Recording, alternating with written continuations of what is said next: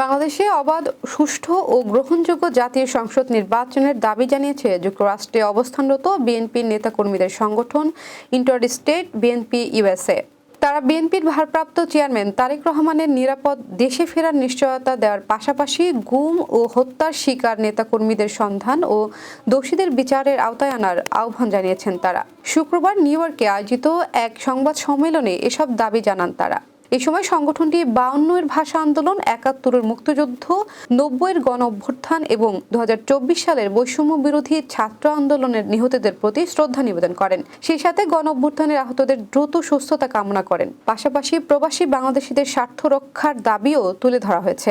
এতে প্রবাসীদের ভোটাধিকার নিশ্চিত করা, দূতাবাসের মাধ্যমে জাতীয় পরিচয়পত্র সরবরাহ, ঢাকা নিউ ইয়র্ক বিমান চলাচল পুনরায় চালু করা এবং ট্রাম্প প্রশাসনের অবৈধ অভিবাসীদের রেজিস্ট্রেশনের বিষয়ে বাংলাদেশিদের সহযোগিতার আহ্বান জানানো হয়েছে।